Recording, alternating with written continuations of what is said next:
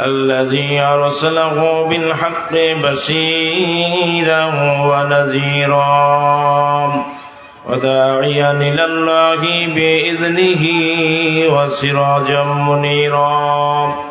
فقد قال الله تعالى في كلامه المجيد وفرقانه الحميد: أعوذ بالله من الشيطان الرجيم. بسم الله الرحمن الرحيم. وقضى ربك ألا تعبدوا إلا إياه وبالوالدين إحسانا. إما يبلغن عندك الكبر أحدهما أو كلاهما فلا تقل لهما أف ولا تنهرهما وقل لهما قولا كريما. صدق الله المولانا العظيم. إن الله وملائكته يصلون على النبي يا أيها الذين آمنوا صلوا عليه وسلموا تسليما. সবাই মহব্বতে পড়ুন আল্লাহুম্মা সাল্লি আলা মাওলানা মুহাম্মদ ওয়া আলা আলি সাইয়্যিদিনা।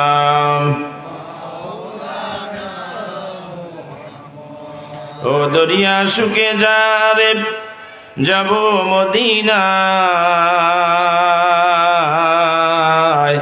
পার হবার পয়সা যে মোদের কাছে নাই। দিল যে মোদের ঝলসে গেল, নবীজি দেখা দাও। দয়া করে নবীজি গো স্বপ্নে দেখা দাও। আল্লাহুম্মা সাল্লি আলা মাওলানা মুহাম্মদ ওয়া আলা আলি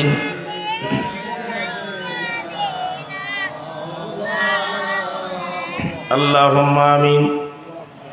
রব্বানা ظلمنا أنفسنا وإن لم تغفر لنا وترحمنا لنكونن من الخاسرين. رب العالمين। কুড়িগ্রাম টাউনের অন্তর্গত হাসপাতাল পাড়া গোস্তি পাড়া গ্রাম আয়োজিত আজকের এই বাৎসরিক ইসলে সব মাহফিলে সন্ধ্যা থেকে অনেক ওয়াজ নসিহত হয়েছে, হামতালা পেশ করা হয়েছে, নাতুর রাসূল সাল্লাল্লাহু আলাইহি ওয়াসাল্লাম পেশ করা হয়েছে। এ পর্যায়ে মদিনা শরীফের দিকে খেয়াল করে কয়েক মর্তবা দরুদ ও সালাম পাঠ করলাম। মেহেরবানি করে দরুদ ও সালাম টুকুন সোনার মদিনায় হযরত নবী পাকের রওজা মুবারক পৌঁছে দিন আল্লাহ। মক্কা শরীফ, মদিনা শরীফ, জান্নাতুল বাকিয়া, জান্নাতুল মাআলা, জঙ্গে বদর, জঙ্গে উহুদ, জঙ্গে কারবালায় শহীদ হয়ে যারা শুয়ে আছেন সকলের আরোহে পৌঁছে দিন আল্লাহ। আয় আল্লাহ তাআলা চিশতিয়া, কদরিয়া, নকশবন্দিয়া, মুজাদ্দাদিয়া তরিকা যত বড় হক পীর ওলি গাউস কুতুব নকিব আবদাল মুরিদ মুহিব্বিন জাকিরিন শাকিরিন এক জররা পরিমাণ ঈমান নিয়ে যারা কবরে গেছেন সকলের আরোহে পৌঁছে দিন আল্লাহ। খাস করে আমরা যারা হাত তুলেছি, আমাদের অনেকের জনম দুঃখিনী মা দুনিয়া থেকে বিদায় হয়ে কবরে শুয়ে পড়েছেন। জনম দুঃখী পিতা আমাদেরকে চিরদিনের জন্য ইতিম করে মাটির নিচে শায়িত হয়েছেন।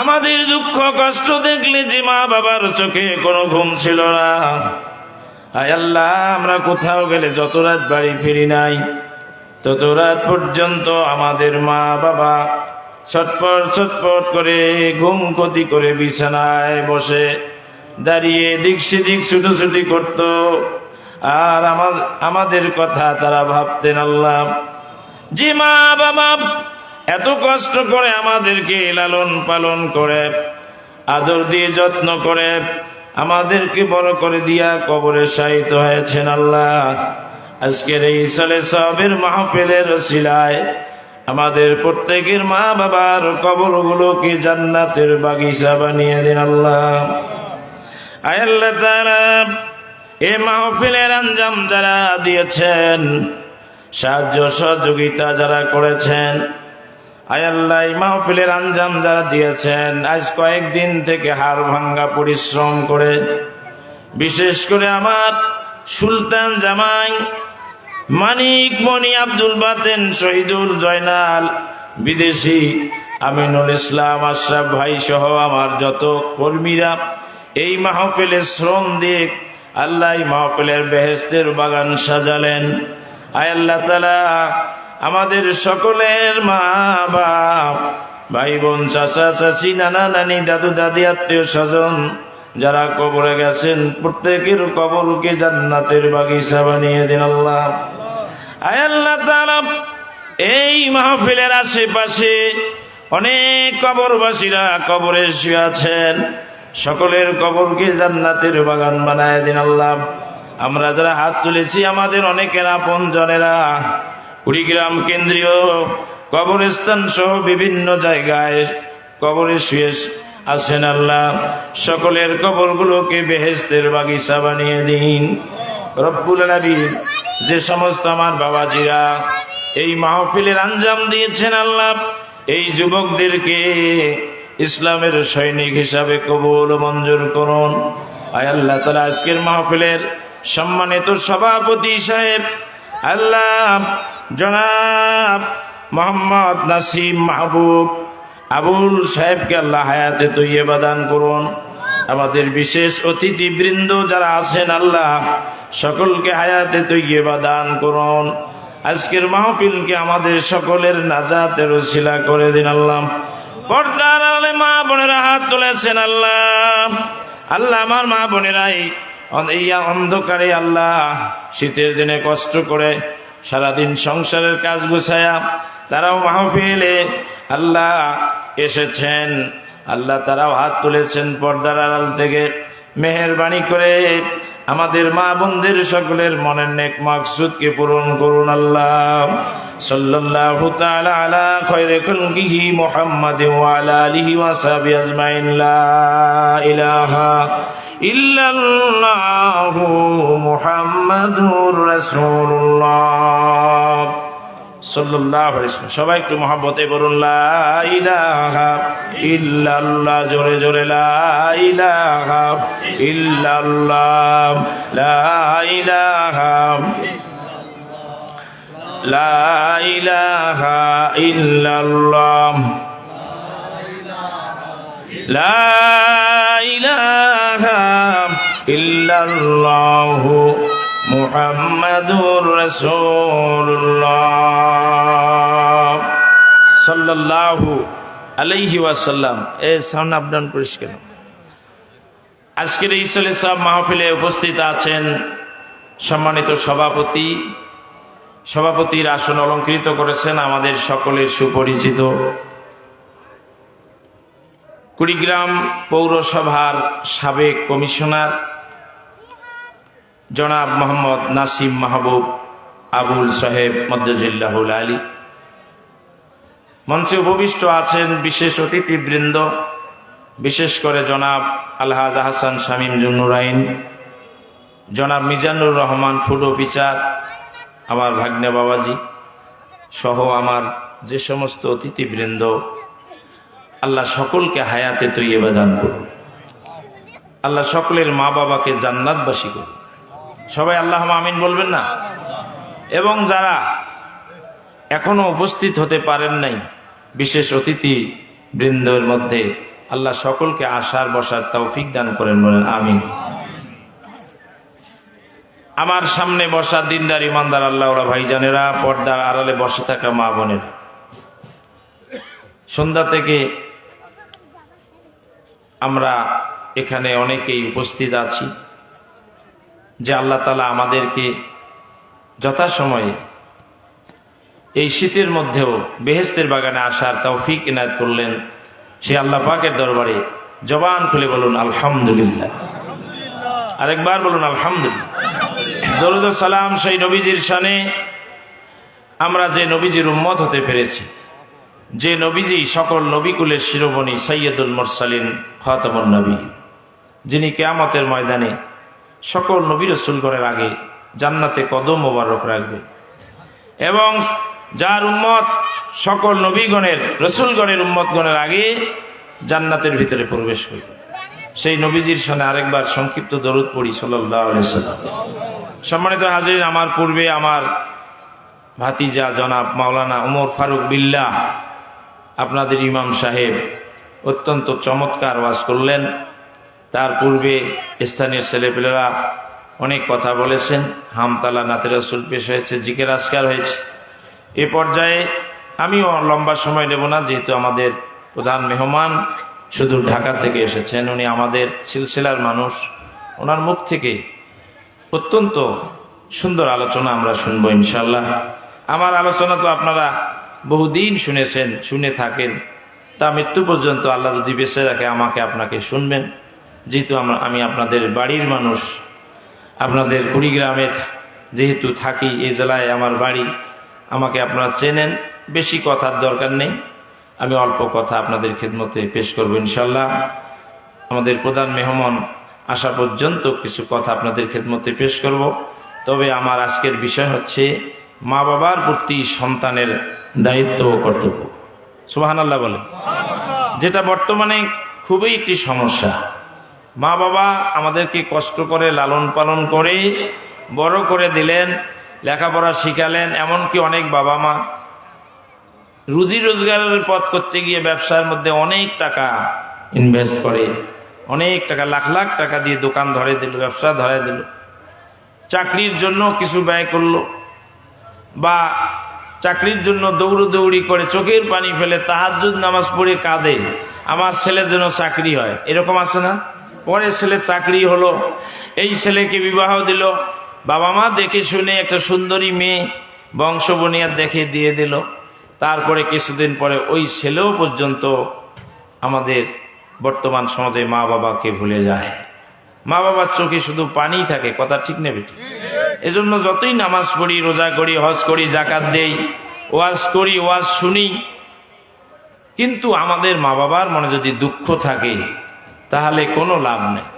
কারণ আল্লাহ রসুল বলছেন, মা বাবার সন্তুষ্টিতে আল্লাহ পাকের সন্তুষ্টি, মা বাবার অসন্তুষ্টিতে আল্লাহ পাকের অসন্তুষ্টি। তার মানে হাদিসে অনেক বর্ণনা আছে যে একজন ছেলে সারা জীবন যদি নফল রোজা করে, নফল নামাজ পড়ে সারা রাত কাটিয়ে দেয়, হজ যদি প্রতি বছর করে, 100 বছরে 100টা হজ করে, জাকাত দেয়, মসজিদ গড়ায় দেয়, মাদ্রাসা করে, মানুষকে ভালোবাসে, সব ঠিক আছে, কিন্তু মা বাপ যদি বেজার থাকে, একটাও আল্লাহর দরবারে কবুল হবে না। বলেছেন কে?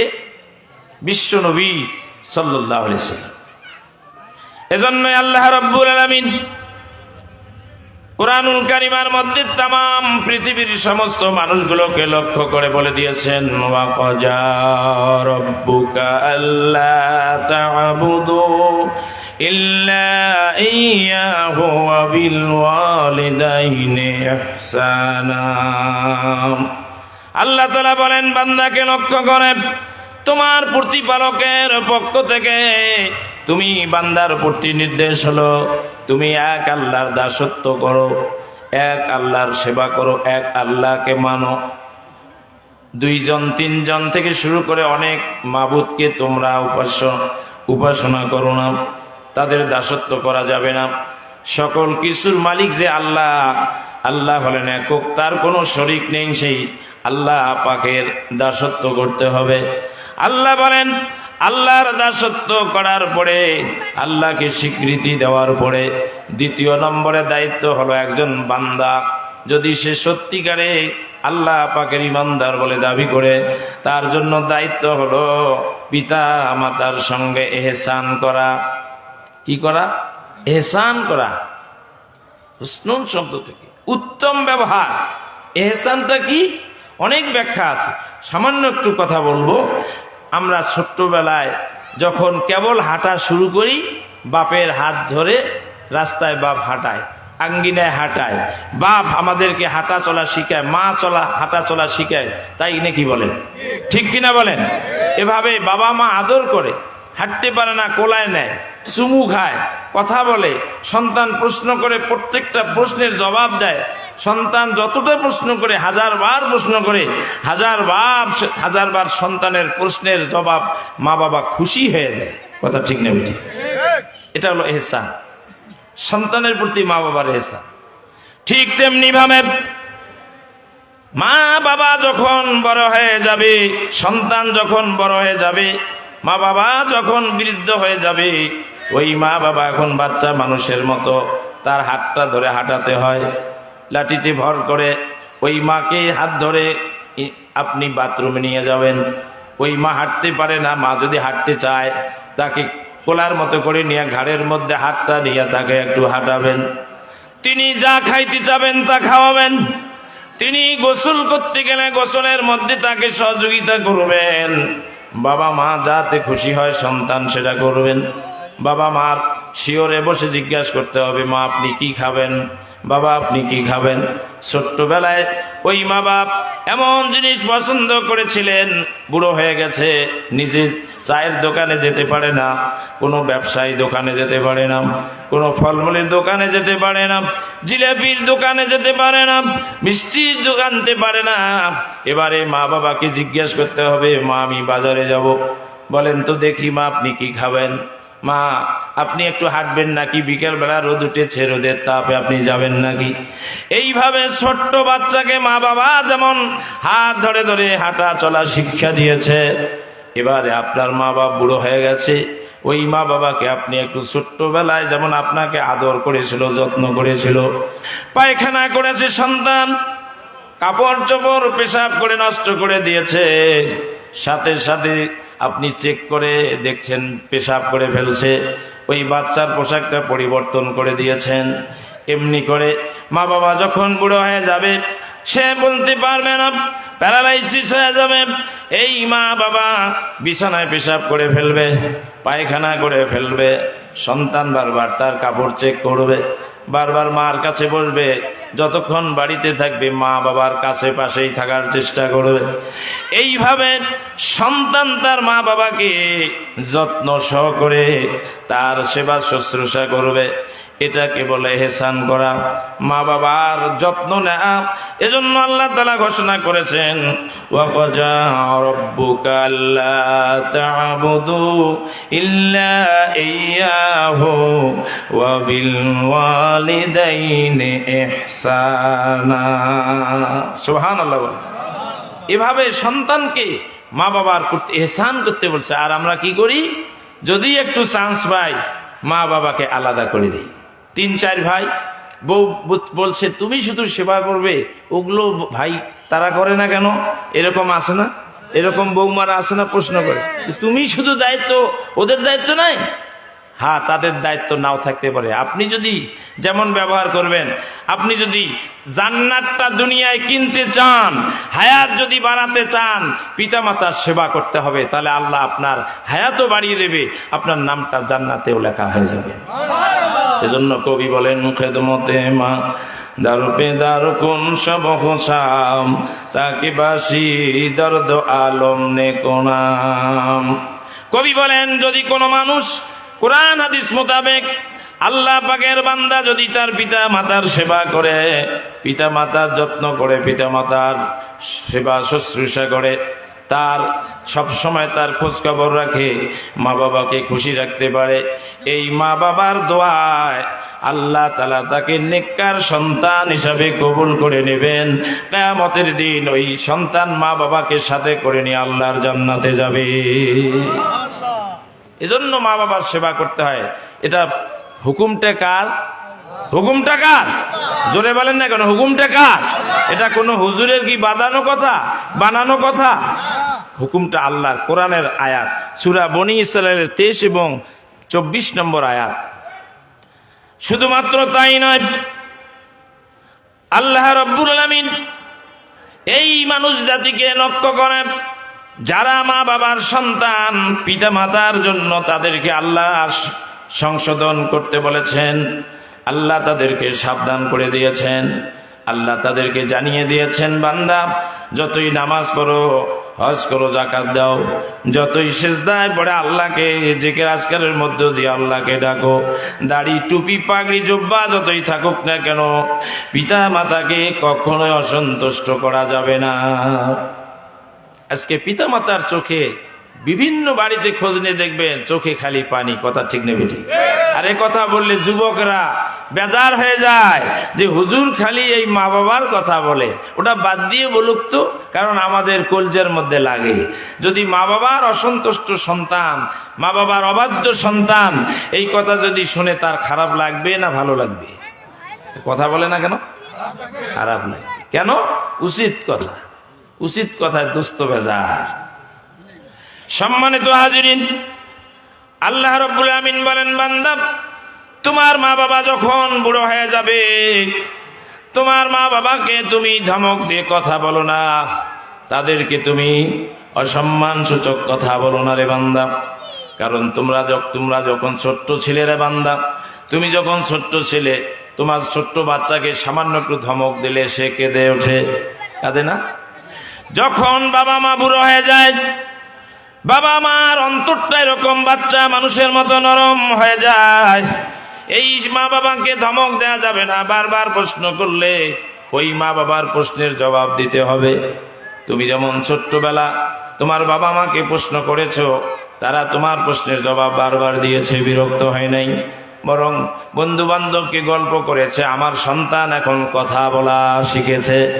এই যে তুমি, তোমার মা বাবা তোমাকে নিয়ে গর্ববোধ করত, তোমার প্রতি বিরক্ত বোধ করে না, এখন তুমি বড় হয়ে গেছো, এখন তুমি ইনকাম করো, তুমি সংসার চালাও, মা বাবা এখন ছোট্ট বাচ্চার মতো হয়ে গেছে, তাদেরকে ধমক দিয়ে কথা বলা যাবে না।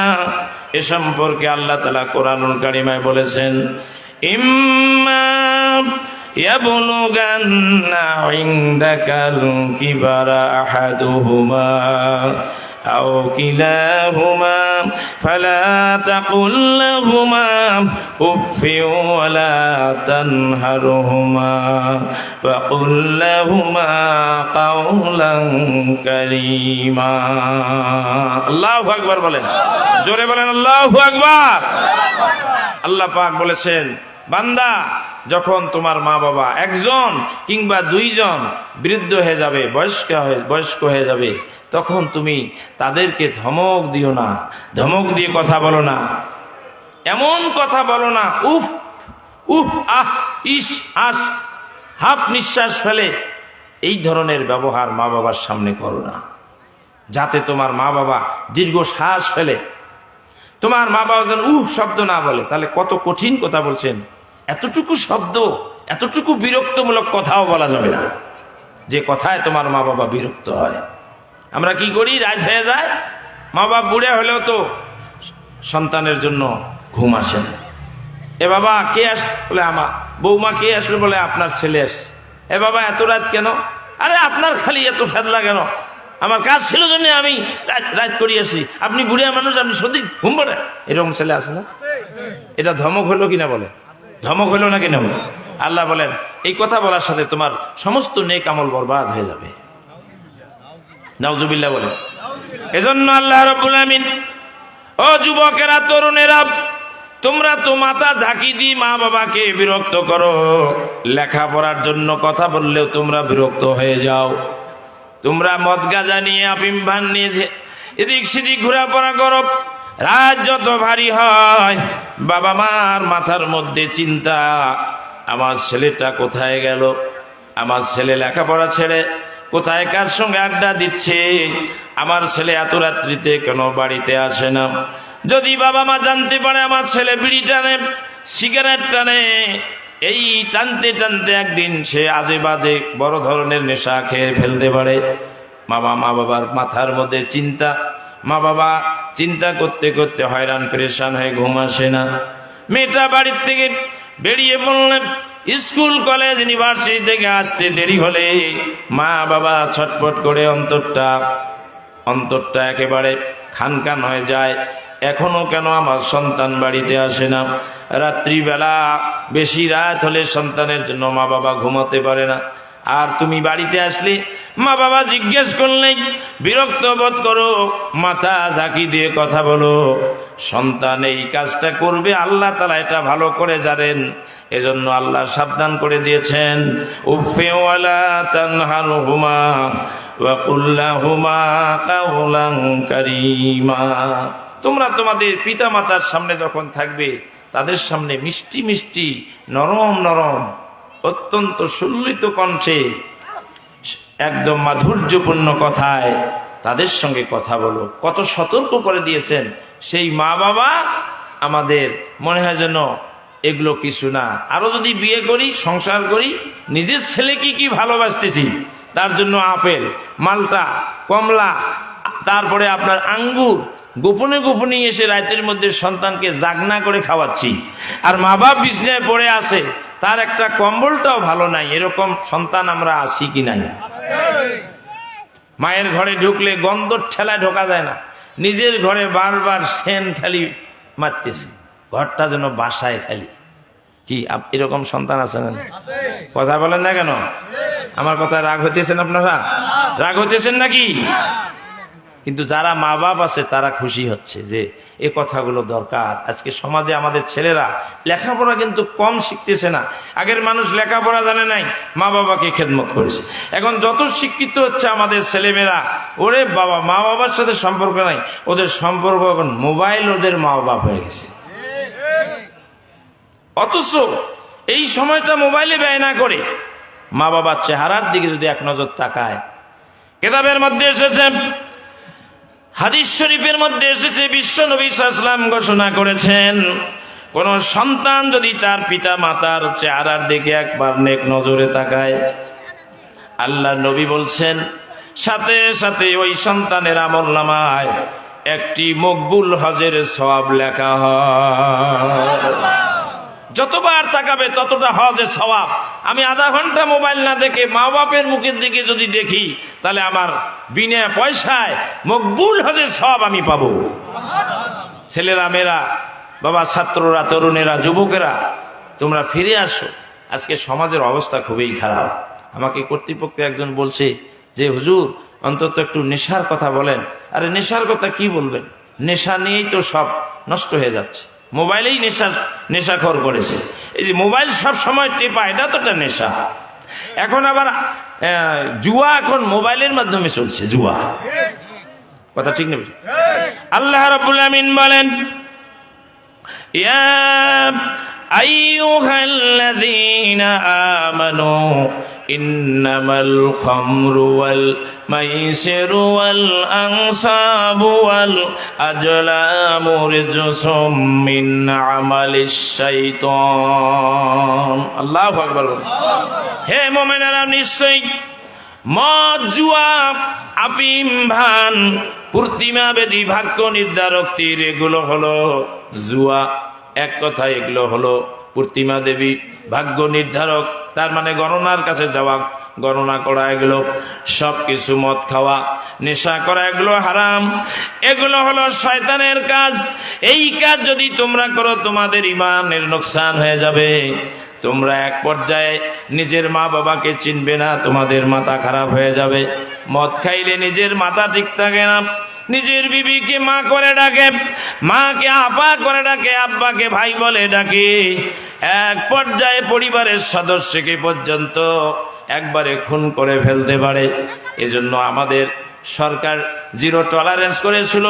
পুলিশ র্যাবের ভাইরা এই মদারু গাজারুদেরকে ধরার জন্য যখন ব্যস্ত হয়ে গেল, যখন দেখলো এই ছেলেদেরকে কে মদ খাওয়া শেখাল, যখন দেখে বড় বড় তাদের সর্দারেরা এই কাজের মধ্যে ব্যস্ত, তখন আমার পুলিশ ভাইরাও ক্ষান্ত হয়ে গেল, চুপ হয়ে গেল। কথা ঠিক নেবে? ঠিক। অথচ আল্লাহ কোরআনের একটা হুকুম, কোরআনুল কারীমের মধ্যে আল্লাহ তাআলা বলেছেন তোমরা মদ খাইও না, নেশা করো না, জুয়া খেলো না। আজকাল খেলার মাধ্যমে জুয়া হচ্ছে, গানের মাধ্যমে জুয়া হচ্ছে, সেখানে হাজার হাজার লোকের সমাগম, কিন্তু এক জায়গায় কোরআনুল কারীমের মাহফিল হলে সেখানে মানুষ যেতে চায় না। তবে হ্যাঁ, যারা যাবে কিয়ামতের দিন ৭২ কাতার ৭৩ কাতারের মানুষ হবে। শুধুমাত্র ৭২ কাতারের মানুষগুলো জাহান্নামে যাবে, একটি মাত্র কাতারের মানুষ জান্নাতে যাবে। ৭২ কাতারের মানুষ কম না বেশি? তাহলে বেশির সংখ্যা তো হবে, জাহান্নামের সংখ্যা বেশি, এই জন্য জাহান্নামের জায়গায় লোকও বেশি। এখানে যারা এসেছেন আপনারা জান্নাতি মানুষ, কারণ দুনিয়ার জমিনে যারা জান্নাতের বাগানে বসে কিয়ামতের দিন এই ছবি যখন ফেরেশতারা দেখাবে, একটাও যদি নাজাতের ওসিলা না হয়, এই মানুষগুলোর তালিকা ধরে ধরে ইনশাআল্লাহ আল্লাহ রাসূলের সুপারিশ ক্রমে এই মানুষগুলো জান্নাতি হয়ে যাবে। এই জন্যই মাহফিলে যেতে হয়। ইসলে সব মাহফিল অনেকে মানতে চায় না। আমরা প্রধান বক্তার মুখে ইনশাআল্লাহ শুনবো এই আলোচনাগুলো। বর্তমানে যে বিষয়গুলো নিয়ে দ্বন্দ্ব, উনি সে বিষয়ে ব্যাপক আলোচনা ইনশাআল্লাহ আমাদেরকে শোনাবেন। ইসালে সওয়াব মানে সওয়াব পৌঁছে দেওয়া। এই যে একটু তাবারুক, আপনি বাড়িতে যদি মানুষ ডাকেন, ভাই আমার বাড়িতে একটু দোয়া করবেন, আমার ছেলে জন্মিছে, আমার বাবা মরছে, একটু দোয়া করেন। বাড়িতে গেল, যাওয়ার পরে দোয়া করে চলে গেল, আপনি যদি কিছুই না খাওয়ান বলবে এই লোকটা আহাম্মক, এই লোকটা বাটপার, কথা ঠিক না? আর যখন ইসলে সব মাহফিল আপনাকে ডাকায়, সেখানে সব রেসানি হবে। ওয়াজ মাহফিল হোক, তাফসীর মাহফিল হোক, সব রেসানি হয়, একটা দোয়া হয়, কবরবাসীদের দোয়া হয়। সেখানে যদি একটু তাবাররুক থাকে, মানুষগুলো খুশি হয় না বেজার হয়? তাহলে যারা এটা আয়োজন করেছেন তাদের জন্য দোয়া করার দরকার আছে না নাই? এতগুলো মানুষ এক জায়গায় হয়ে বাড়িতে যদি একা আপনি খাওয়াইতে চান, অনেকের সম্ভব হবে না। এখানে আপনি 10টা টাকা দিয়েছেন, এখানে লক্ষ টাকা খরচ হবে। ইসলে সওয়াবের 2000 প্যাকেট বিতরণ যদি হয়, 2000 প্যাকেট এখানে করা হচ্ছে, 2000 লোকের প্যাকেট দেওয়া হবে। 2000 লোক খাইলো, এমনও লোক আছে 6 মাসও একটা পিস গোস্ত তার কেনা ভাগ্যে হয় না। এমন একজন গরিব মানুষ যদি এক টুকরা গোস্ত পায়, খুশি হবে না বেজার হবে?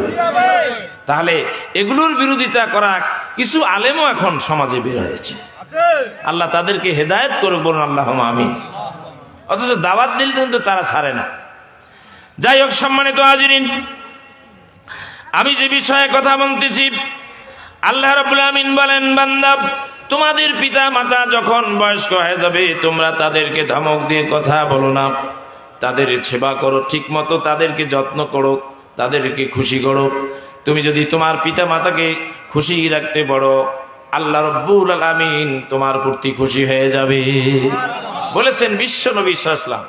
আর যদি তোমার পিতা মাতা নারাজ হয়ে যায়, তোমার পিতা মাতা নারাজ হওয়ার সাথে সাথে আল্লাহ তোমার প্রতি নারাজ হয়ে যায়। সেই জন্যই পিতা মাতার প্রতি সব সময় ইহসান করতে হবে।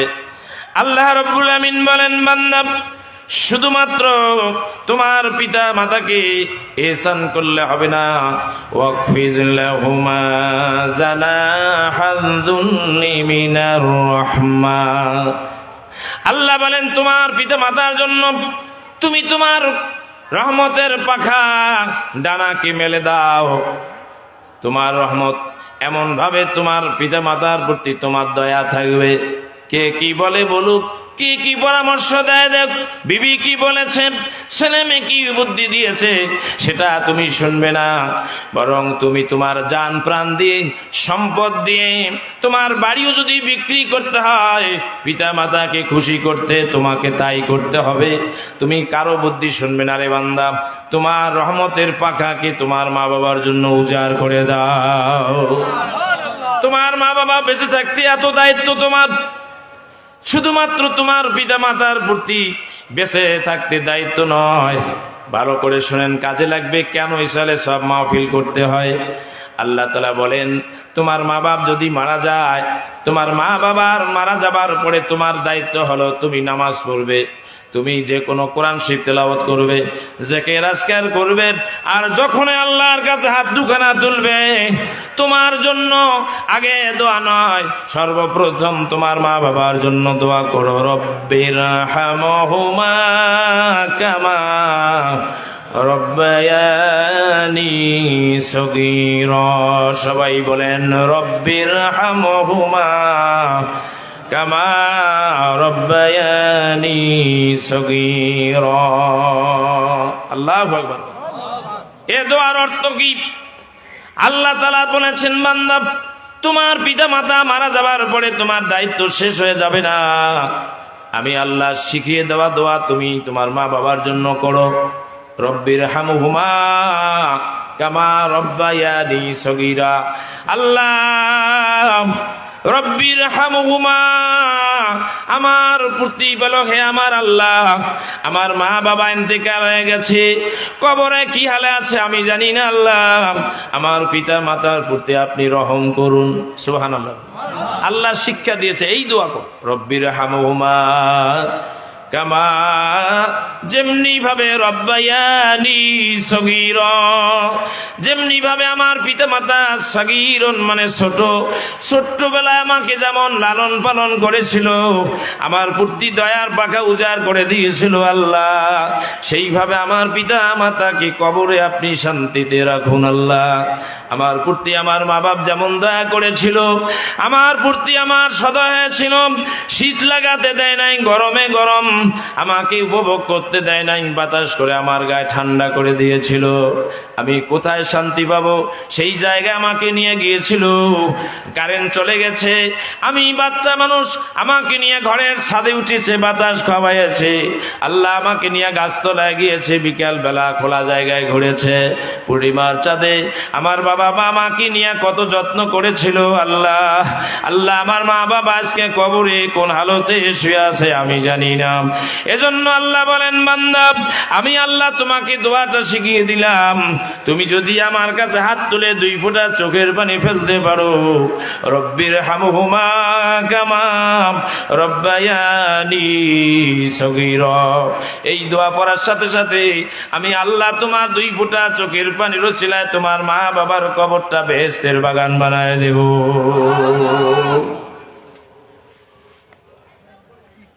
সম্মানিত হাজিরিন, আল্লাহ শিক্ষা দিয়েছে। এই জন্য হাদিস শরীফে আছে, কোন ব্যক্তি যদি নামাজের পরে এই দোয়াটা পড়ে, তার মা বাবার কবরের আযাব মাফ হয়, তার নামাজ ডাইরেক্ট আল্লাহর দরবারে কবুল হয়ে যায়।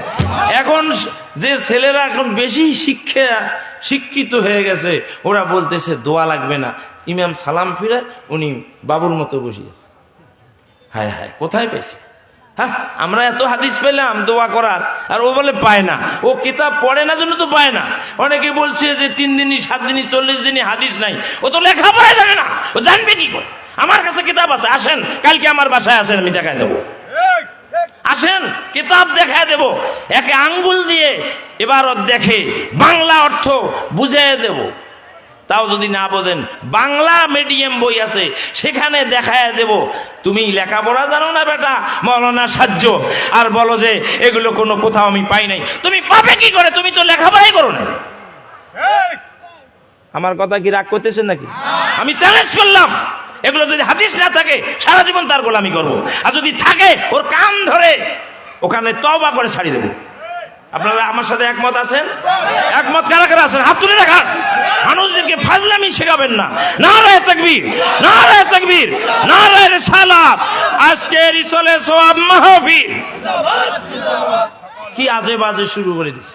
তার মানে এরা ফতোয়া দিচ্ছে, কিচ্ছু করা লাগবে না, তোমার ফতেয়ার টেকা সব আমার মাদ্রাসাত দাও, আমরা খায়া বলদের মতন পেট বানাই। আমরা এত ওয়াজ করি তো গোস্ত খাই, গাও গোস্ত হয় না, আর আমার পেট দেখলে মাথা খারাপ। আমার পিছনের ভাইরা ফির বেজার হন না, অনেকে ফির পেট ডাঙা থাকবে, রোবার রাগ হইতেছেন নাকি? তো আপনারা তো ফতোয়া দেন, আপনারা তো আমার সাথে আছেন। কি ভাই, আপনারা কি এরকম ফতোয়া শুনতেছেন না এখন?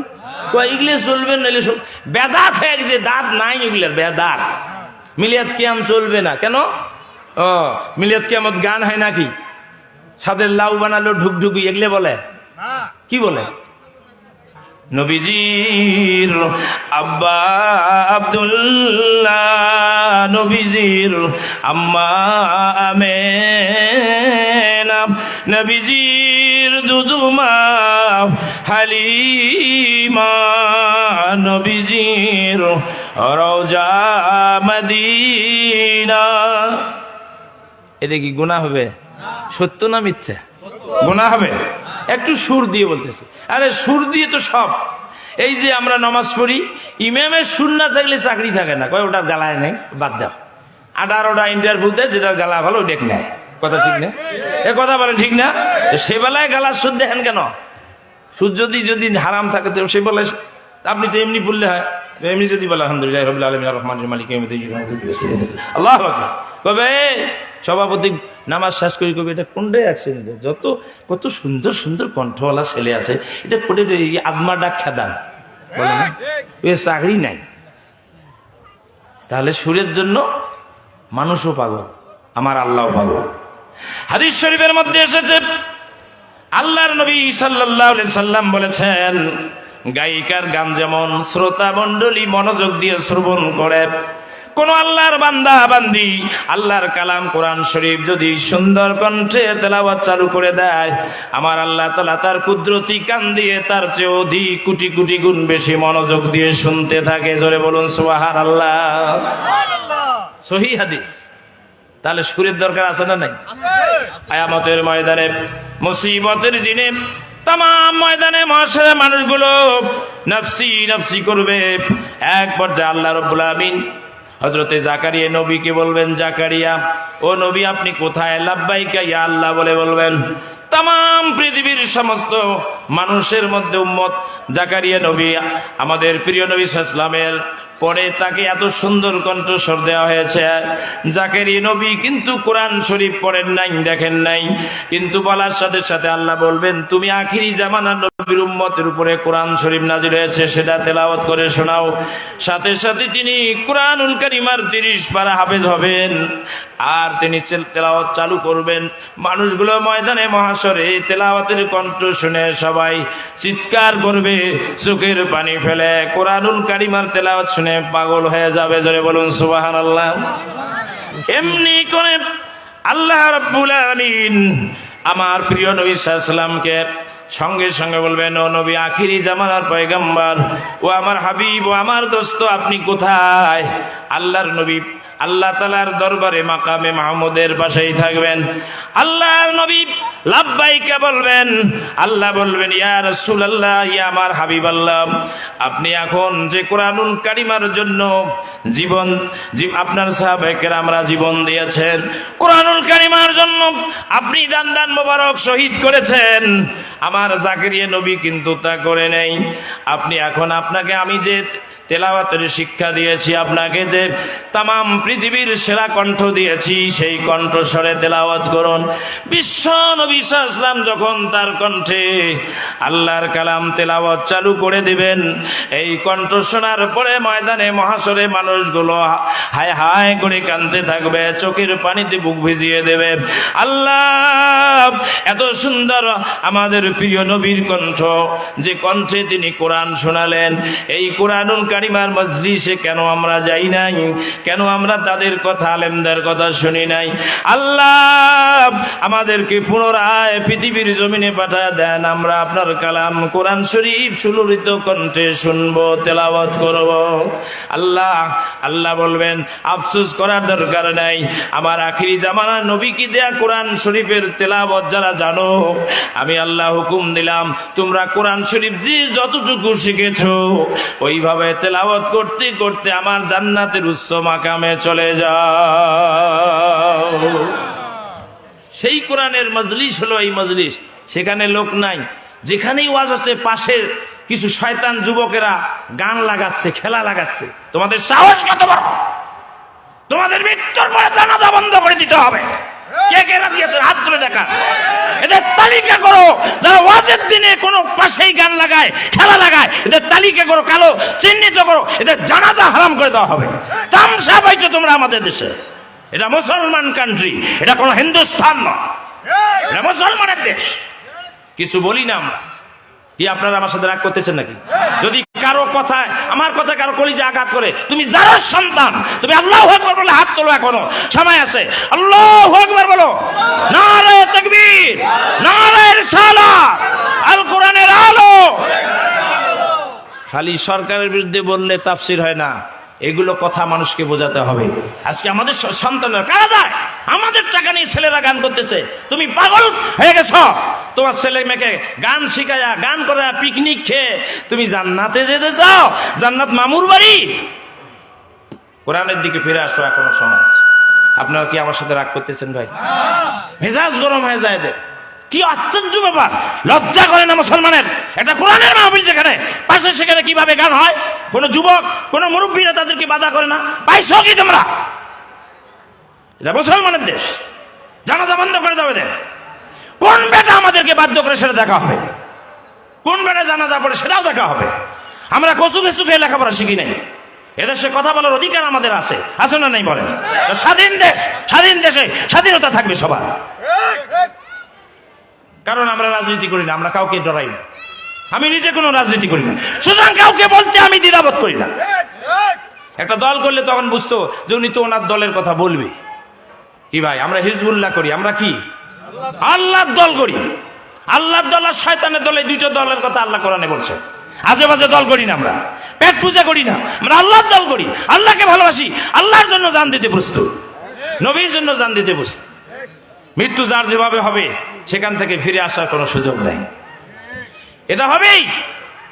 সাময়িক আমাদের একটু আফসোস। আপনারা রাগ করতেছেন আমার সাথে? রাগ করতেছেন নাকি? সম্মানিত হাজিরিন, আজকে কি অবস্থা সমাজের! আর তার মধ্যে মাওলানারা খালি ছোট ছোট বিষয় নিয়ে ঝগড়া করতেছে, আর ওরা চান্স পাচ্ছে, ওরা চান্স পাচ্ছে। বেদিনেরা, আপনি জানেন আজকালকে একটা স্ট্যাটাস দেখলাম, এই কুড়িগ্রামে চর এলাকায় খ্রিস্টান তৈরি হচ্ছে। আপনারা ঝাঁপিয়ে পড়ুন, খ্রিস্টান তৈরি হচ্ছে। আপনার আমার সন্তানদেরকে তারা খ্রিস্টান বানাচ্ছে। আপনি আসেন কোথায়? আর আপনি ফতোয়া নিয়ে বাসেন না। যা ভালো কাজ মানুষ করবে সেখানে আপনি ফতোয়া দিচ্ছেন। মিলাদ ক্যাম্প চলবে না, সব বিদায় চলবে, মিলাদ চলবে না। শয়তানের দল, রাসূলের দুশমন এরা। কিসের আলেম এরা? ইয়াজিদ সৈন্য, এরা ফিরআউন নমরুদের গ্রুপ, এরা খ্রিস্টানদের দালাল, মানুষগুলোকে বিভ্রান্ত করছে। একটা লোক মিলাদ পড়ে বাড়িতে এক হতো, মিলাদ পড়ে এটা বাড়ি নতুন করলে মিলাদ হতো, ধান কাটলে মিলাদ হতো, দোয়া হতো, বাপ মা মারা গেলে দোয়া হতো, সেগুলো বলে চলবে না। কোথায় পাইছো চলবে না? আসো দেখি, বাপের বাটা থাকলে আসো, আমি মুবাশশির একাই চেঞ্জ করবো, কাউকে লাগবে না। মিলাদ কিয়াম যদি তোমরা যদি এটাকে নাজায়েজ হারাম করতে পারো, আমি মুবাশশির 10 লাখ টাকা ঘোষণা দিলাম। এই যে মিডিয়াতে উঠতেছে আমার কথা, 10 লক্ষ টাকা দেবো। পারবে না, তোমাদের সে সাহস নেই, তোমাদের তো কিতাবে নেই। আমরা কিতাব পড়ে মাওলানা হয়েছি, অহংকার করছি না। পরে ফির কোন হুজুরের অহংকার কে এত? সত্য কথা বললে অহংকার হয়, ওদেরটার অহংকার হচ্ছে। আপনারা আমার সাথে রাগ করতেছেন? সম্মানিত হাজিরিন, তাই ফিরে আসুন, আমাদেরকে মা বাবার সেবা করতে হবে। আল্লাহর হুকুম। কার হুকুম? আল্লাহর হুকুম। আজকাল মা বোনেরা যদি খালি স্বামী দেখছে একটু ভালো চাকরি বাকরি, শ্বশুর শ্বশুরের ধার ধারে না। এমন বৌমা আছে না নেই সমাজে? এমন বৌমা আছে না নেই সমাজে? আমার মা বোনেরা, আপনাদেরকে অনুরোধ করব, আজকে আপনি যেমন আপনার শাশুড়ি শ্বশুরকে কাঁদাচ্ছেন, আপনার ছেলেটা যে হয়েছে আপনিও রেডি থাকুন। আপনি যদি গাল দিয়ে থাকেন, আপনার শ্বশুরি এসে আপনাকে থাপ্পড় দেবে, আপনার ছেলের বউ এসে থাপ্পড় দেবে। আর আপনি শ্বশুরকে যদি কাঁদান, শাশুড়িকে যদি কাঁদান, আপনার ছেলের বউ এসে আপনাকে ঝাঁটা পিটা করবে। কথা ঠিক না ভুল বলছি? বেশি কথা নয়, অল্প কথায় জ্ঞানীরা ইশারায় বোঝে। আমার মাইকের আওয়াজ যারা শুনছেন, আমি সেই সমস্ত মা বোনদেরকে অনুরোধ করবো। মা বোন বহু এসেছে, আমি খবর পেয়েছি, প্যান্ডেল তাদের পরিপূর্ণ। কারণ মা বোনেরা তো এমনি তো আর সব জায়গায় দখল করে নাই, ওরা সব জায়গায় অগ্রসর। আমরা তো আলসেমি, ল্যাপের ভিতর থেকে ছেলেকে বলে, দেখো তো শীত কমছে না নাই কমে, 9টা বাজেও শীতের খবর নিচ্ছে, উঠতেছে না। কিতাবের মধ্যে এসেছে ফজরের নামাজের পরে শেষ রাত্রিতে শুরু হয় আল্লাহর রহমত। ফজরের নামাজের পরে সূর্যোদয় পর্যন্ত মানুষের রেজেক বন্টন হয়। ওই সময় আপনি যদি ঘুমান, রেজেক কমে যায়। কথা বুঝতে পারছেন? শেষ রাত্রিতে আল্লাহর নবী বলেছেন, আল্লাহ রাব্বুল আমিন প্রত্যেকটা মানুষের বাড়িতে এসে ডাকতে থাকেন, হালমিন মুস্তাগফিরিন ফাগফির লাহু, হালমিন মুস্তারজিকিন ফারজুকুহু, হালমিন মুবতালিন ফাওয়াফি। কে আছো বান্দা গুনাহ করেছো? ওরে বান্দা ঘুমাস না, শেষ রাত্রিতে আমি আল্লাহ তোমার বাড়িতে এসেছি। তুমি এখন ঘুমে বিভোর হয়ে গেছো, সারা রাত তুমি মোবাইল টিপতে তুমি 12টা 1টা বেজে বাজিয়ে ফেলেছো। এখন যে সময় তুমি ঘুমিয়েছো, আমি আল্লাহ তো দায়িত্ব আমার বান্দাকে মাফ করার জন্য। ও বান্দা বান্দি, তুমি এখন ঘুমাও না, উঠো, 2-4 রাকাত নফল নামাজ পড়ো, তাহাজ্জুদ পড়ো, নফল নামাজ পড়ো। তুমি আমি আল্লাহর কাছে মাপ চাও, আমি আল্লাহ তোমার জীবনের সব গুনাহ মাফ করে দেব। আল্লাহ ডাকে আর আমরা ঘুমাই। সহিহ হাদিস, সহিহ হাদিস, আল্লাহর নবী বলেন, শুধুমাত্র তাই নয়, শেষ রাত্রিতে আল্লাহ তাআলা বান্দাকে লক্ষ্য করে তার বাড়িতে এসে ডাকতে থাকেন, বান্দা ঘুমাস না, তোমার রিজিকের অভাব হয়েছে বান্দা, তোমার ইনকাম কমে গেছে বান্দা, তুমি চাকরি নাই বাকরি নেই, ব্যবসাটা ভালো চলছে না রে বান্দা, রিক্সা ঠেলো, তুমি ঠেলা গাড়ি চালাও, তোমার বাবা মার সম্পদ ছিল এখন অনেকটা কমে গেছে, ছেলেমেয়ের লেখাপড়া দিতে পার, ঠিক মতো খরচ জোগাতে পারো না, ঠিক মতো ভালো মাছ গোস্ত খাইতে পারো না বান্দা, আমি আল্লাহর কাছে শেষ রাত্রিতে এসেছি তোমার কাছে রেজেক দেওয়ার জন্য। আমি আল্লাহর কাছে সেজদায় পড়ে রেজেকের কথা বলো, আমি আল্লাহর কাছে রেজেক চাও, আমি আল্লাহ তোমার রেজেকের পথ খুলে দিয়া তোমার অভাব অনটন দূর করে দেব। হালমিন মুবতালিন ফাওয়াফি।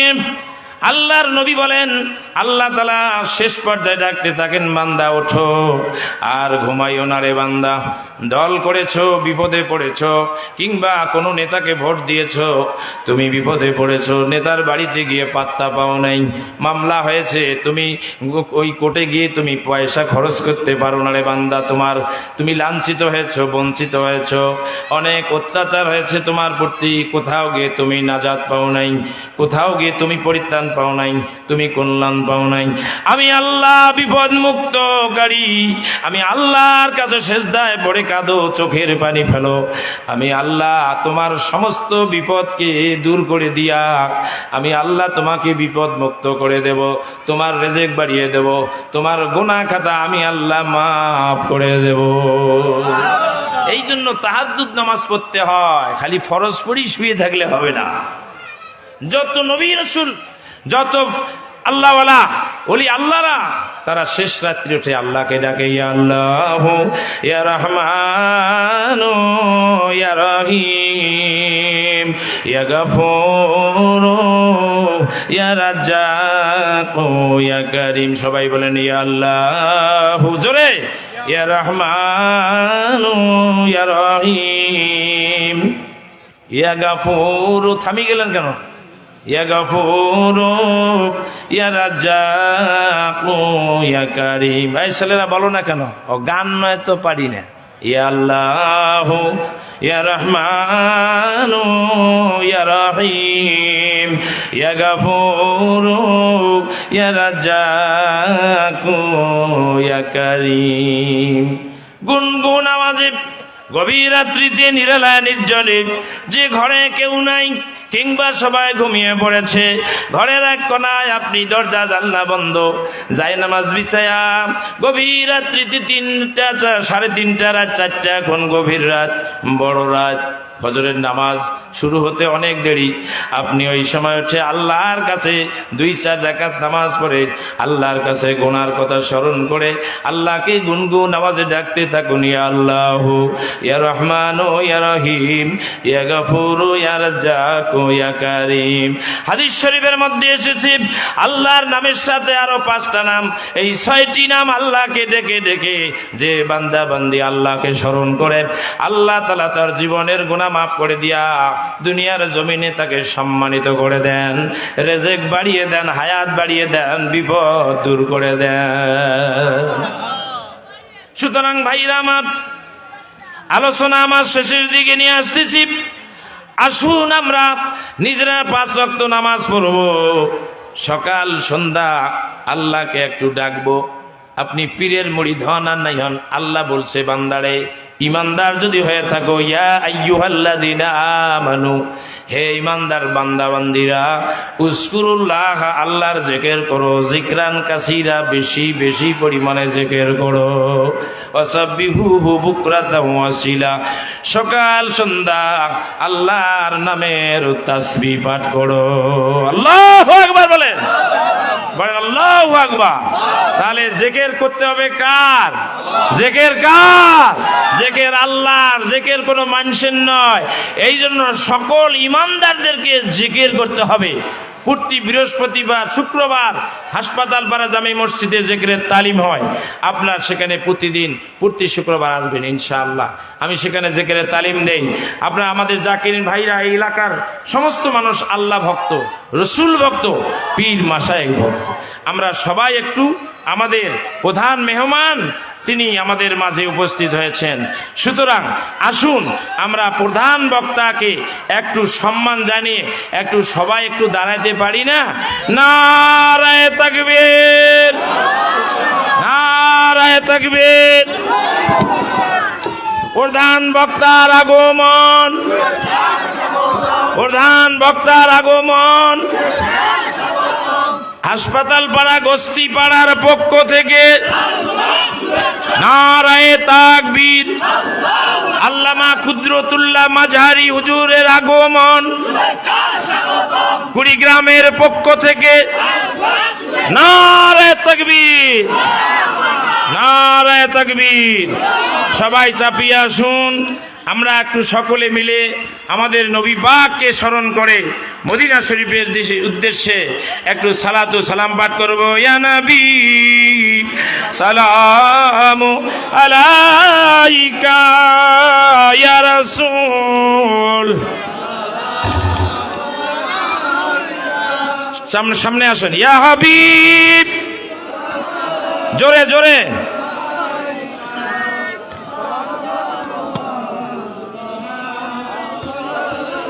তালাল বাদরু আলাইনা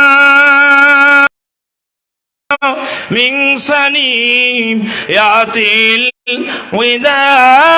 ওয়াদাই ওয়াজাবা শুকরু আলাইনা মাদাব লিল্লাহ হেদাই।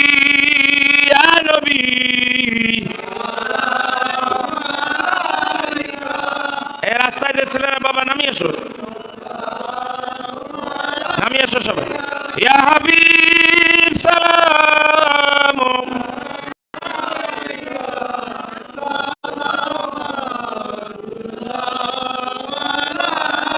কহিলেন কোরআনের বাণী, পোহাইল দুঃখের রজনী,